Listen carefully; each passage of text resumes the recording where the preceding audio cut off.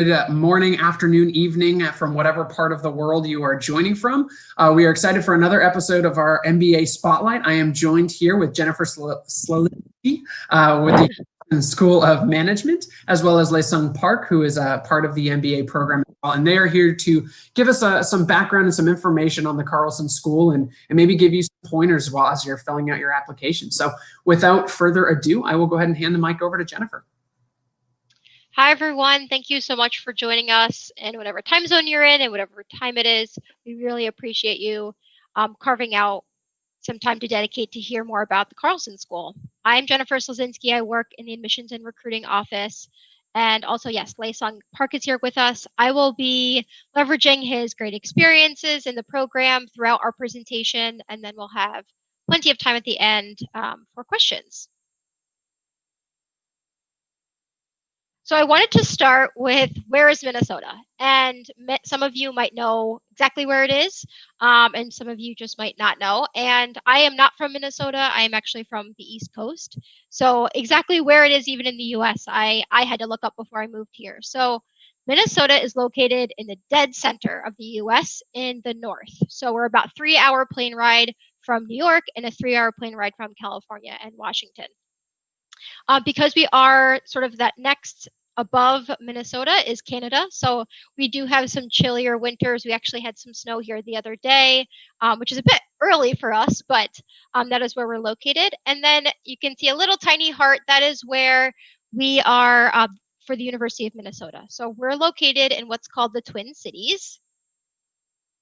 So this is the state here, and right on the border of Wisconsin. And the Twin Cities is named because we have 2 large metropolitan areas here back to back. We have Minneapolis and we have St. Paul.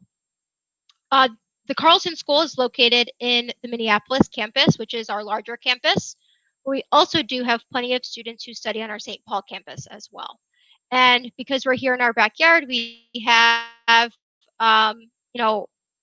really leveraged the 2 cities that are here, the companies that are here. And then also you can tell there's probably more green space than you might expect for a metropolitan area. Lots of parks here in our backyard. We're actually always a 10-minute walk from a park in the Twin Cities, which is a really lovely area to live and be a part of for students.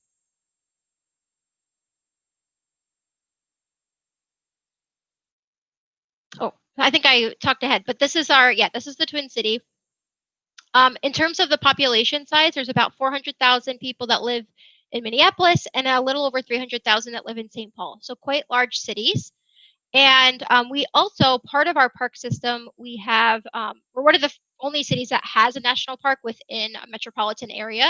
It's called the Mississippi River Valley, and it runs actually parallel to dividing our Minneapolis campus, which is really very scenic and beautiful in all seasons.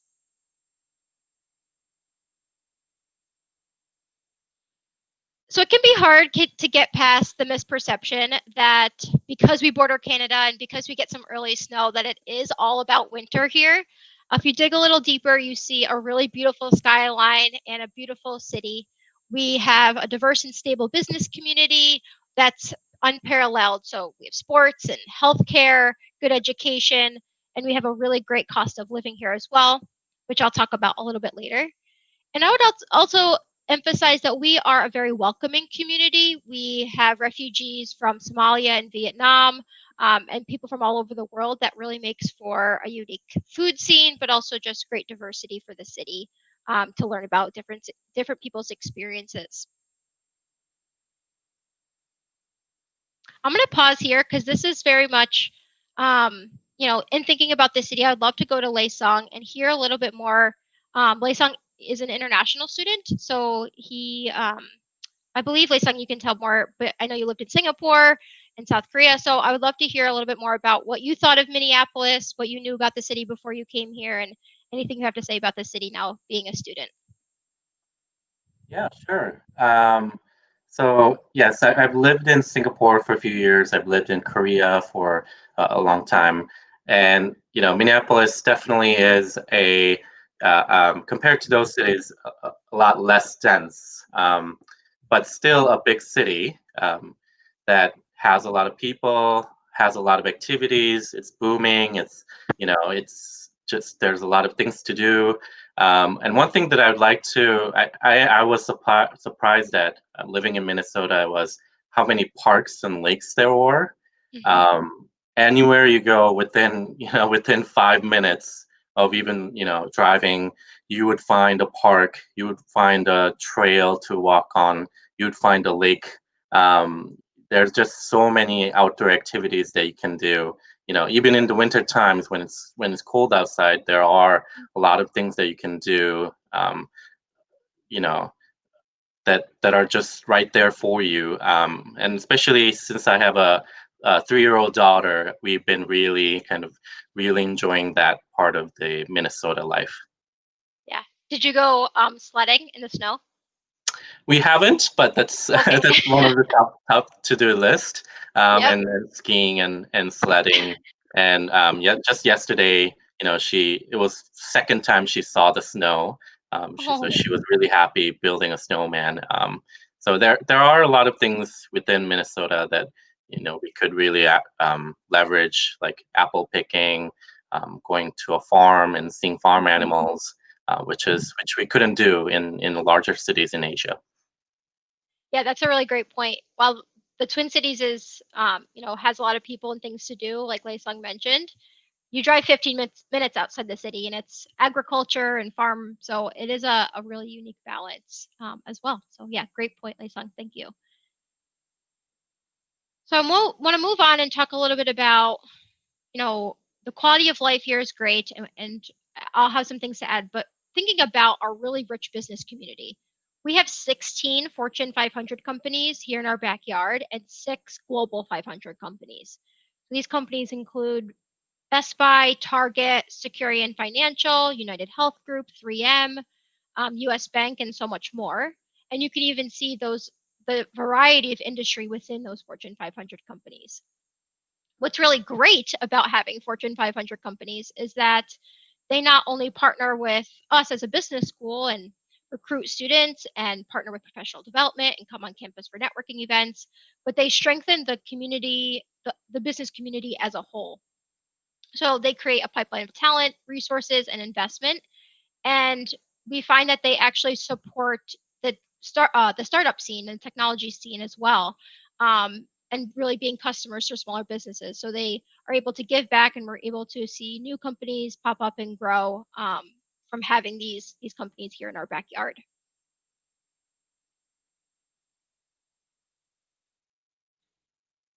What is also really wonderful about the Twin Cities is that there's not a dependence of one industry. So sometimes business schools will have, one specific industry that students go into, and we certainly have, the more popular industry transitions, but for us, it really ranges where students go. We're really not dependent. So business headquarters are here, financial services, food and water solutions, and agribusiness, healthcare, and manufacturing and technology. The nice part about all these industries is we came out of the recession back in 2008 faster than most cities, and we have one of the lowest unemployment rates in the country. So a lot of opportunities here um, for students and people who relocate.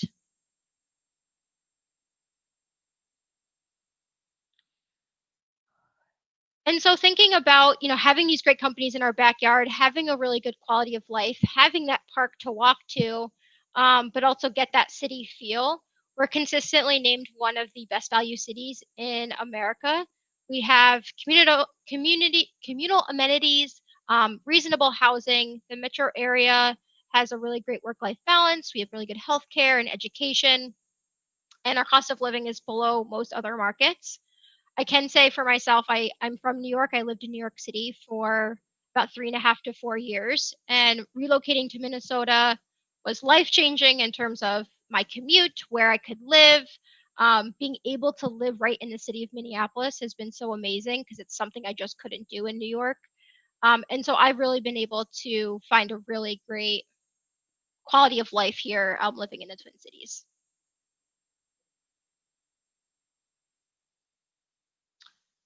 So talked about how great the Twin Cities are, but I want to move on to the University of Minnesota. So the University of Minnesota is a land-grant university, and it's one of the most prestigious public schools in the nation. We support groundbreaking research, and we have over 5,000 faculty that are doing up-to-date research and making the world a better place. We drive innovation that lifts Minnesota and solves global challenges, and we do this by working with government, business, and industry partners in really new and creative ways.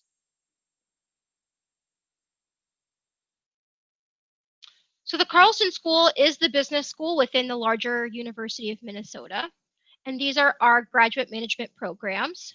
I'm mostly going to concentrate on the MBA, but these are the other programs that we offer here. So very technical Masters of Science degrees in analytics, finance, and supply chain.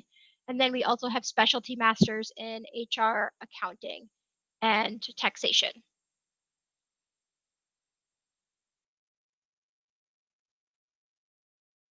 Similar to the University of Minnesota, we have really great rankings for all of our programs within, US and News World Report, Poets and Quants, and rated, actually very recently, again, rated #1 graduate school in the nation supportive of military.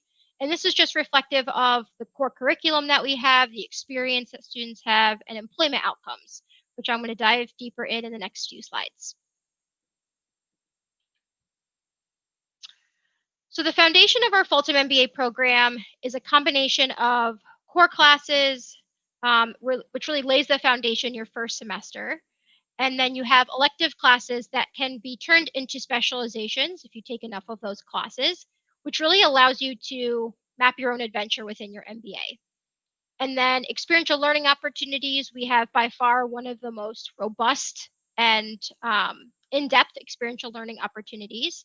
And lastly, we want students to have a global experience that really allow you to come out of an MBA as a culturally competent leader.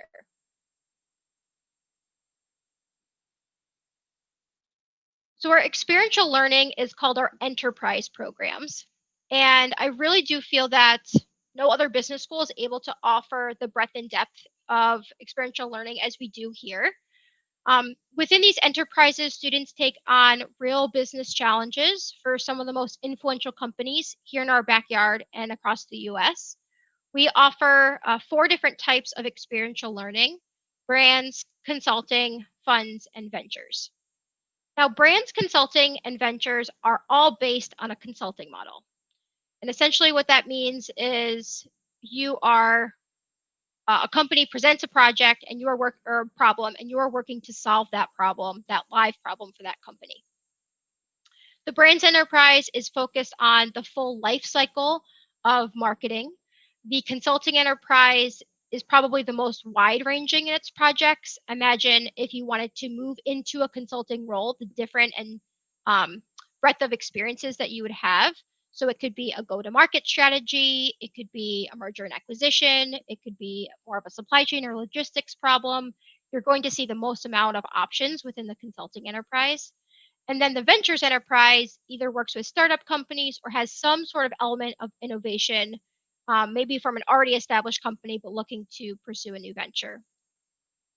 Our fourth enterprise, the funds enterprise, is a little bit different. It's an investment model. So students manage $35 million in real funds. It's split into a growth and fixed income fund.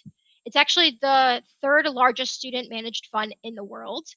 So if you're interested in asset management, iBanking, corporate finance, this is a really good option for you as well. Beyond these required enterprises, so you have to choose one, there are industry-specific experiential learning opportunities. So if you want to do your own startup, we have a startup class within our entrepreneurship specialization. We also have a project design or product design class where you work with engineers to launch a new product. And then our medical industry specialization is specified around healthcare from a business perspective. And we have a valuation lab where students evaluate new medical technology. So that's also a nice way to be really intentional about what you want to study and the experiences that you have.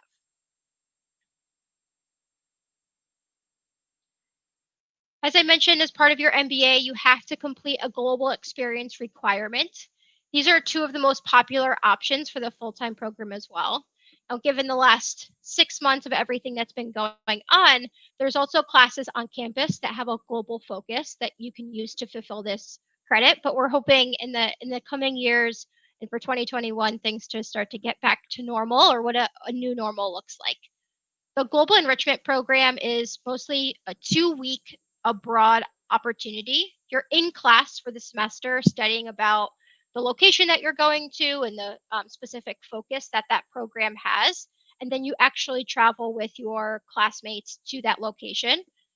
Previous examples have been UAE and Oman, Argentina and Chile, China, India. We have a few that go to Poland and Sweden as well.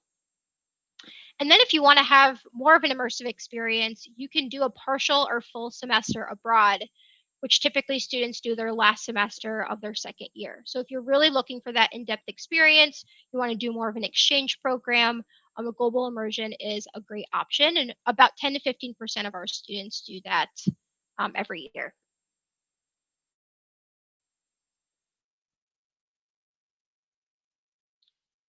I'm actually going to pause because I realize I've been skipping and I want to get Lei Song's perspective. Lei Song, can you talk a little bit about maybe the enterprise that you did, and then if you yet did a global experience? Sure. Yeah, I am in a global enrichment class right now, but obviously we couldn't go to a global location, but it's been an interesting experience still. So I'm in the brand enterprise. It deals with a lot of questions regarding marketing, brand, in top companies in Minnesota. In my first semester of doing the enterprise, I was working for a medical device company, working on their marketing strategy. It was very interesting project and a problem, but also it was an actual project that they really needed help on, and we have a long relationship and experience with working with all of these companies, and we provided a great strategic insights to them that they continue to come back to us and ask questions and want our help. And it was a really great experience because you get to do a project with some of these companies that you are thinking about going into even before you do the internship. So you get that experience of doing almost like an internship project experience even before you start your internship. So that has helped me a lot in my during my internship experience, which has been a great part about these enterprises. Yeah. And then in terms of global experience, I'm in a class that we are looking into in a class about Ghana, which has been very interesting. I didn't know, to be honest, I didn't know anything about Ghana, but it's in depth, and the instructors that we have has great connection to all of these countries, and we learn about those countries. We have some connections to the companies that are working in those countries, and have some speakers come in and talk about their specific problems and business issues, and then we try to solve those problems with them, which has been very interesting.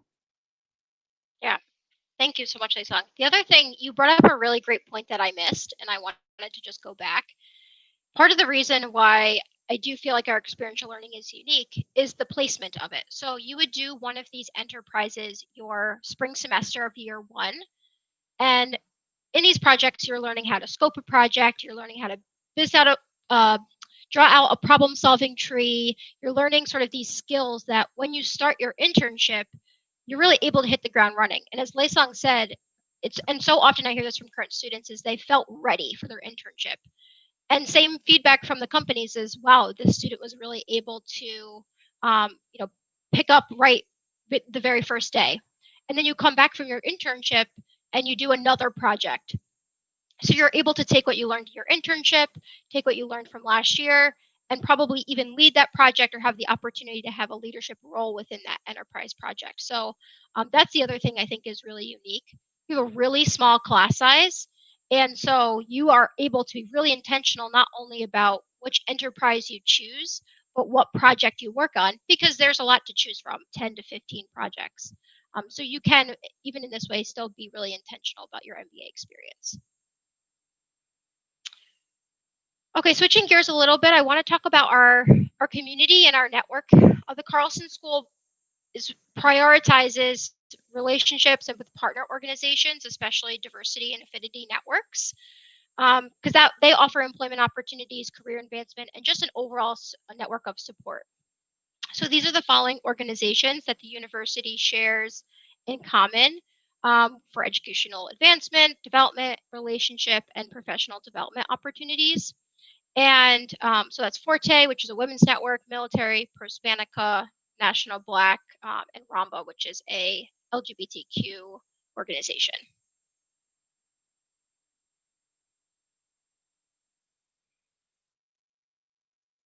The Carlson School, as I mentioned, we have a pretty small class size, but we have thousands of alumni that live all over the world. And you're also part of a larger University of Minnesota community. So you're able to connect wherever you are, connect with a Carlson or university alumni within your city. Our alumni are also very engaged and they really care about the community here. So they offer mentorship opportunities or connect with students about their MBA experience or future opportunities. I have never heard of students reaching out to alumni and not getting in touch with them or not hearing back. They really want to be able to help and give back and care about the prospective students and care about the brand. So don't hesitate if you want to be connected to an alumni, and whether you have that connection, you want to reach out on LinkedIn or do it through the admissions office, we're happy to facilitate that because they offer such a wonderful perspective on their experience.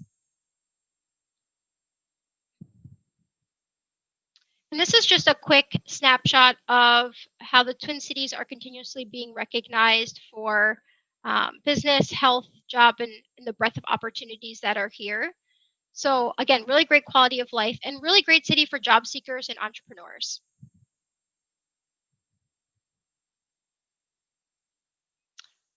Now we are really fortunate to have these companies here in our backyard, but it wouldn't be without the amazing effort our Graduate Business Career Center puts in to getting you connected to that larger network.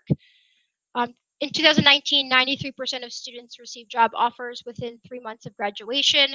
Our average salary is very on par with the US, which I think is either $114,000 or $115,000. That typically comes in addition to a salary signing bonus, depending on the position that you get. And in 2019, 100% of our students received internship offers. That's been pretty consistent from when I started 4 years ago and even well before that. So they work really hard. Every student that comes to Carlson gets a career coach, and they work with you cradle to grave. So if you're in the beginning stages and you're trying to figure out what you want to do, maybe an assessment or maybe just learning about what opportunities are out there, all the way through interview prep, resume workshops, LinkedIn profile, personal branding, and that negotiation for a salary at the end when you get that really great job offer. So they're there to help you every step of the way. They have drop-in hours that you can pop in at any time. You can meet with a career coach multiple times a week. There's a very high-touch environment with our career center. And then there's also a business development team that is external facing. So they work on all of our partnerships, developing new partnerships, and also expanding where they are. So I know an effort made in the last year is opportunities in Toronto, particularly for international students who may want that opportunity when they graduate, especially if it's a little easier to get a work visa, post MBA. So, and they also do career treks. So for our students interested in technology, they go out to the West Coast every year. That's been made virtual this year, but they connect with the tech companies, Amazon, Microsoft, LinkedIn, so on, to do alumni connections, talk to recruiters, and also view the campus. So they work really hard for our students who are looking to work outside the Twin Cities. Laesung, have you worked at all with the Career Center? And if you could talk a little bit about your experience, that would be great.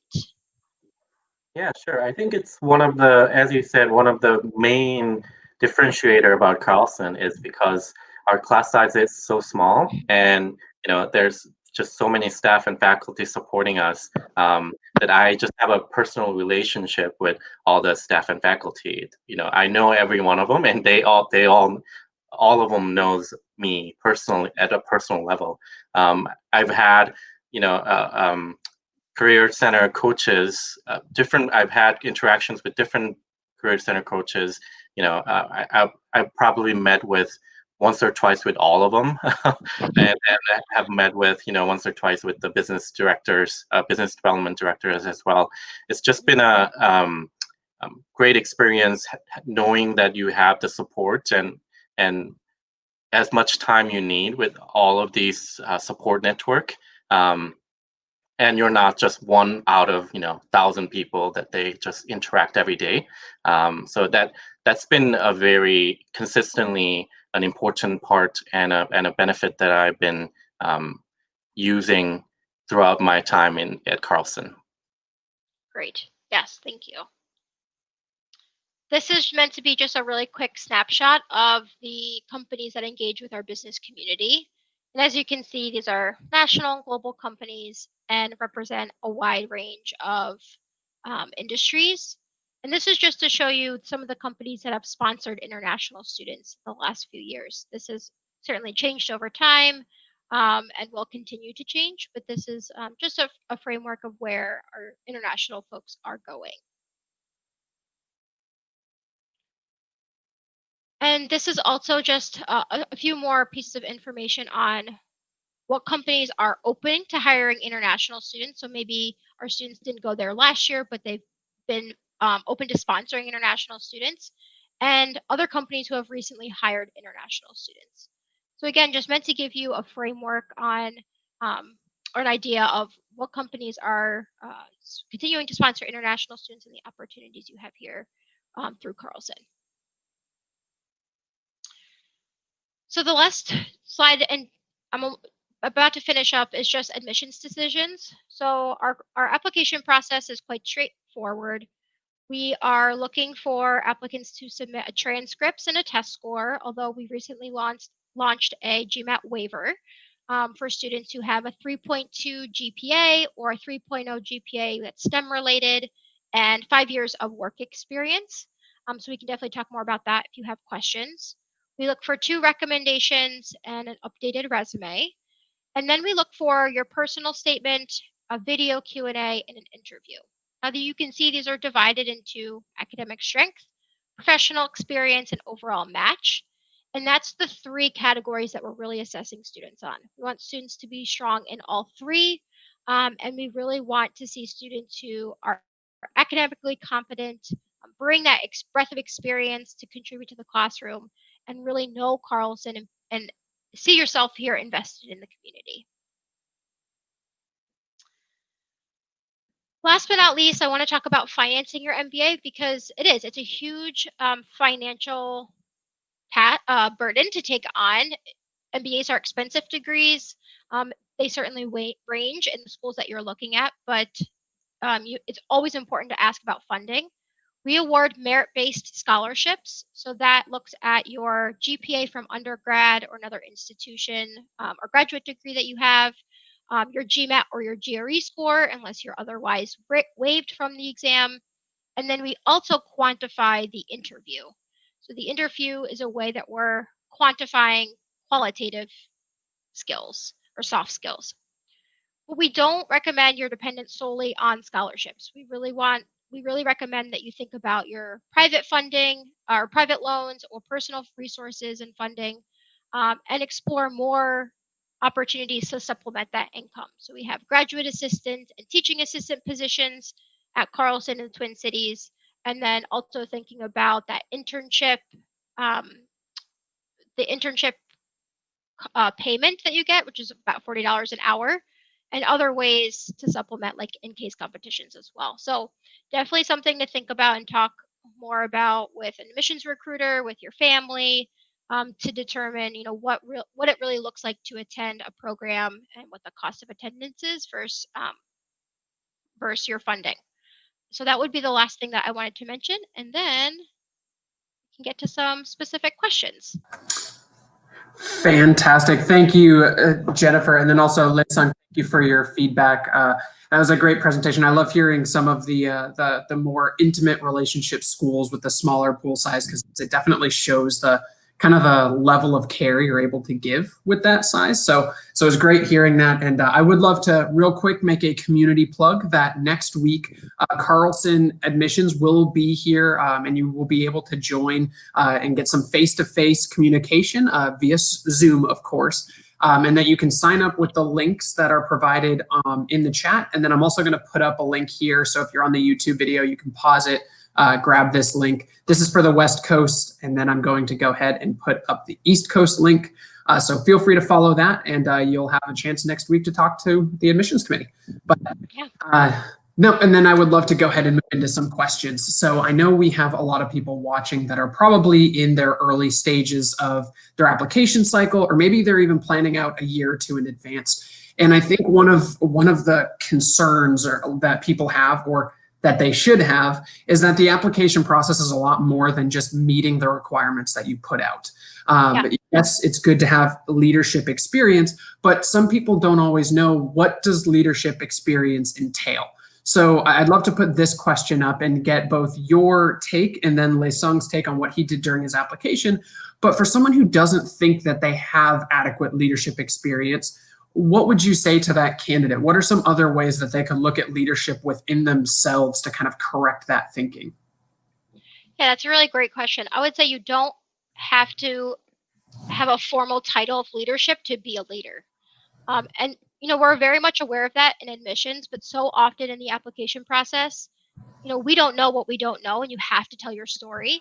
And so what does that leadership look like for you? Maybe that's taking initiative on a project you wouldn't have otherwise been a part of, or maybe that's being a leader within that project and stepping up and raising your hand and saying, I wanted to work on this. Maybe that's saving your company a certain percent of budget or time. And so, otherwise that thing, that project that you work on wouldn't have happened if it wasn't for you in the organization. So that's why I always recommend, there's going to be a person who's in that role, before you, there's somebody that's going to be after you, but what impact did you specifically have because you were there on that organization? And being able to articulate that within your personal statement, within your interview, to show the admissions committee that you have had leadership opportunity. That's fantastic. And Lei Sung, I'd love to get your opinion too on maybe how you looked at your own leadership when you were putting in your application, and if you have any tips for people that are working on their application now. Yeah, definitely. So I think leadership can be a lot of things. It doesn't have to be just leading a team of people or having direct reports. You can have leadership in your own role in many different forms. And I think I was telling my story in a way that it wasn't just about leading other people, but more kind of how I was taking control of my career and where I was going from where. So ultimately, having a story that you want to tell, consistent story in your career as well. But also, I think again, kind of throughout my application process, Carlson has been consistently personally engaging with me and interacting with me, even through the interview. And every time I ask a question, it wasn't just a short answer that can be just found from the website. It was very personal touch. I think that's the strength of a small program where there are a lot of resources that can do that with you personally, and I think that really helped me to kind of form my story as well as kind of think through all those aspects with the admissions officer even before I applied. And that's a really great point, Lei Sung. Thank you for bringing that up. I think a lot of people are afraid to reach out to admissions for certain questions that they have. They think, oh no, if I ask a question that's dumb, that's going to hurt my application. And while you should probably check out the school's website and see if you can get your answers there, if you do have a specific question, you really should reach out. I mean, that's what they're there for. So thank you, Lei Sung, for bringing that up. That's a fantastic point. Another thing, as we're sticking on the topic of applications, Bharat in the chat asked a great question that I would like to bring up. And he asked, does Coursera courses help in any way enhancing one's profile but I would like to go a step further and maybe just say, what other materials can someone add to their application to maybe boost a low GPA or a low GMAT score? What are some ways that they can differentiate themselves if they don't maybe have a quantitative background? I love these questions. This is such a great question. So I would say, so first, to address Coursera courses, there's not like a magic course that, oh, this is like a great, that this is a great course. But what I would say is, if you're trying to pivot into something, so if you're trying to make an industry switch or trying to make a functional switch, a great way to add that to your application is maybe finding a specific Coursera course that you can take.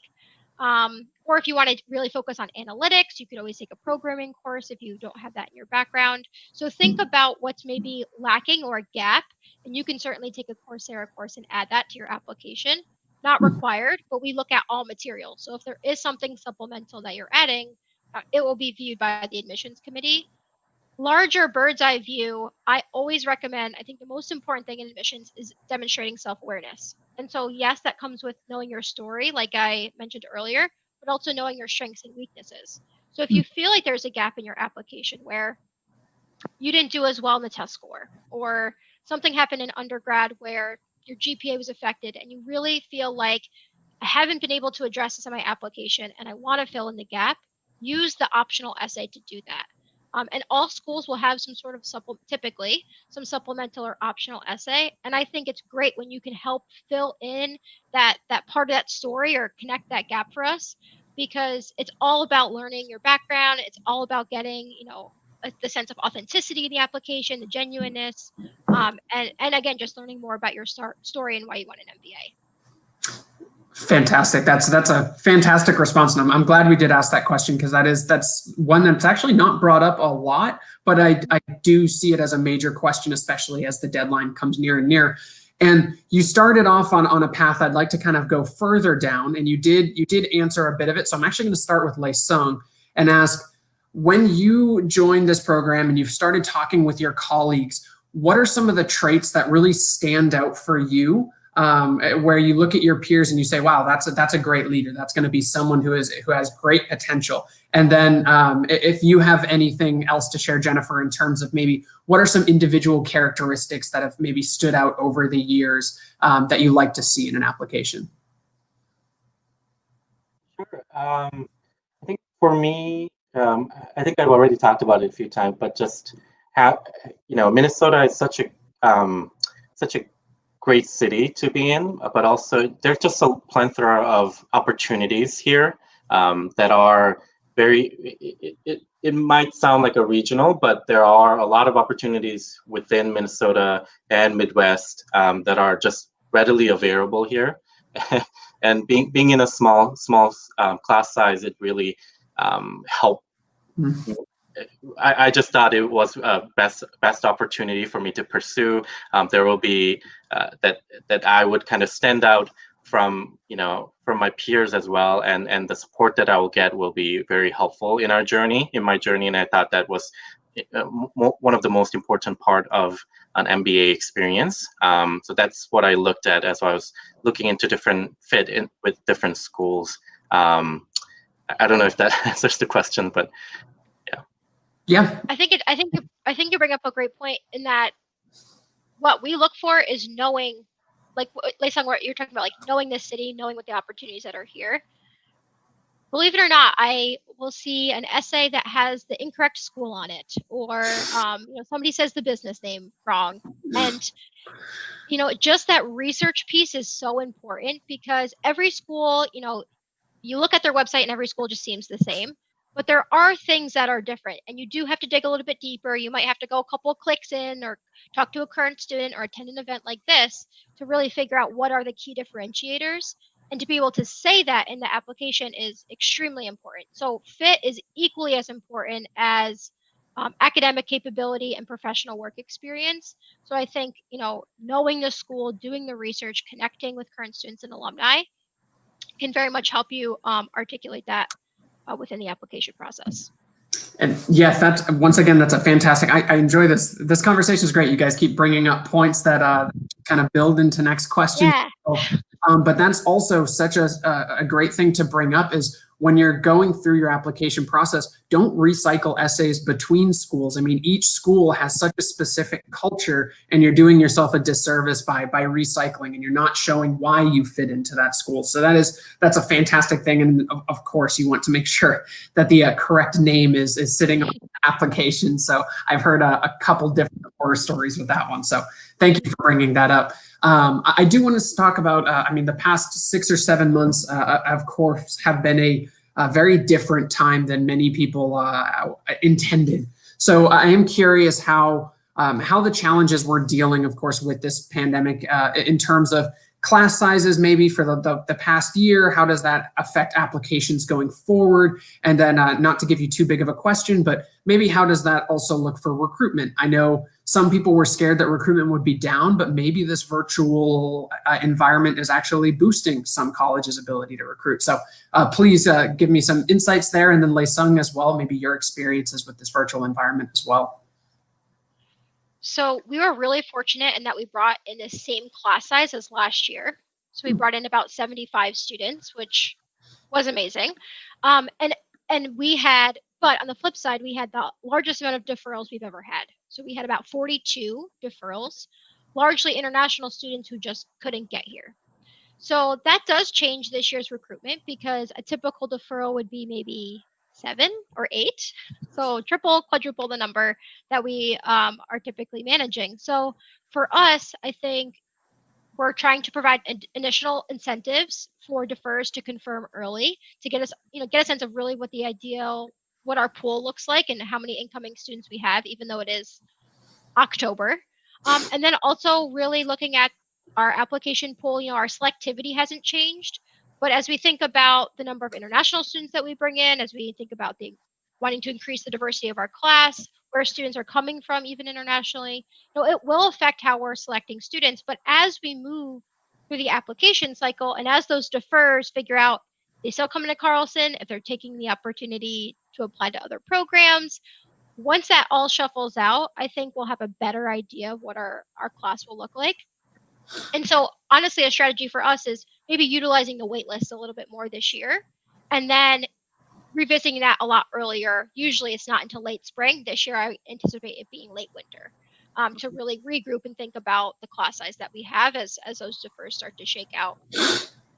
I think we were really fortunate to have an online MBA before this pandemic, because the transition to virtual format was pretty seamless. We had technology that went in to all of the classrooms to make sure the classes are streamed live, make sure the classes are recorded, have that updated technology for the accessibility of students. Because we do have some students who are in China or in India that are still attending this year's class, just from their house across the world. So, but that transition made it a lot easier. And I think the small class size has made it really great to, they've came up with creative and innovative ways to connect to each other. There's been more accessibility in the Career Center in terms of the companies they're able to connect with, because maybe there's a company in Atlanta who normally wouldn't come and recruit Carlson students. Now it's virtual, it's a little bit more accessible. So that's been nice too. That piece for the Career Center as well. And I'll let Layson, because he's experiencing it in real time, so I'm sure he has insights.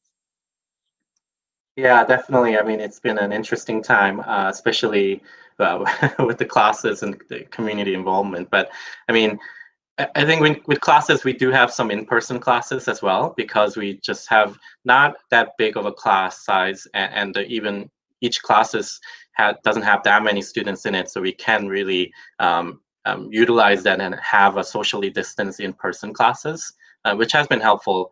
But it's optional, so if you really want that in your experience, then you can do that. But if you, as Jen mentioned, if you want to do more virtual kind of engagement, you can do that as well, which has been going really smoothly. There hasn't been any complaints or problems that I've seen. In terms of community involvement too, I think, again, just having a small class size and having a very close-knit community helps us to kind of be nimble and organize our own community kind of events within, not official events, but just like 2 or 3 of us getting together. It's just a lot easier for us in a way that, having a small class size and just, within one city, and that's been very good, even through this uncertain and hard time.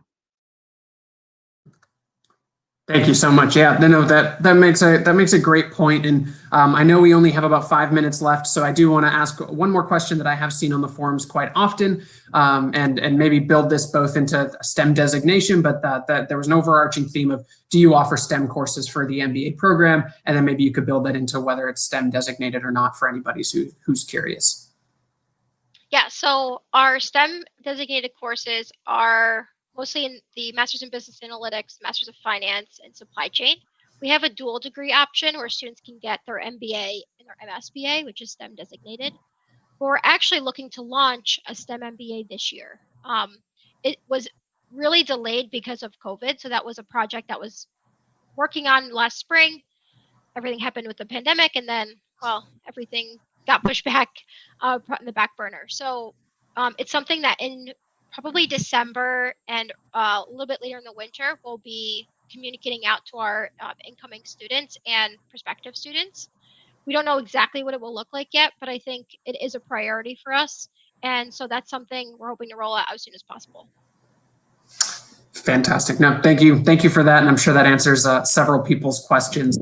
And now, so we do have time for maybe one or two more statements. I'm just curious, Jennifer or Lei-Sung, is there anything that you feel that we haven't covered that you'd love to just tell someone who's thinking about applying, whether it be this next cycle that's probably coming up in the deadline soon, or even further out? I definitely have a question or two I could ask you, but I also want to make sure that there isn't anything on your mind that you'd love to get out there. I think that something I've talked to students about a lot is like the why now. And it's a weird time to get your MBA, but it also could be the best time. If you think about, there of course are things that change and uncertainties with people sponsoring students and political situation and companies laying off people or not bringing on board as many people as they did before. So there's those uncertainties that the Career Center is certainly dealing with and working on. But at the same time, think about the conversations that are happening in the classroom. Think about the research that the university is putting out. Think about the things that are happening with our partners that are here in our backyard and our network. So there's sort of a give and take. I think you have to decide, right now, not many people can have that option. Or if you think, now, a year from now, we don't know what the future will look like. So, it is a give and take, but I would just think about the pros and cons of applying within the current situation and what you would get out of it. That's a great point. And then Lei-Sung, do you have any kind of last minute feedback for someone that's filling out their application now, that are probably going through that self-reflection process that can be challenging for most, especially if they're not used to self-reflection? Do you have any maybe last minute tips, maybe something that just you can't find on the web that you identified as you did your own application? Sure. I think for me, it's filling out the application. I'm sure you'd feel the same way. It was almost like a personal kind of reflection journey, which has been very helpful to me. But having that experience was really helpful as I was looking into my career. How does my family fit into that picture as well? Having thought through that was really helpful for my, actual MBA experience. So think of it as almost like a, pre-MBA kind of reflection time instead of an application that you just have to do, which was helpful. And also just everybody is unique, and you have a great story that you can tell, and don't feel too bad about, something that might not be the most, the highest GMAT score or anything like that. Just tell your story, tell, who you are, where you want to go. And I think that's the most important part of the application process.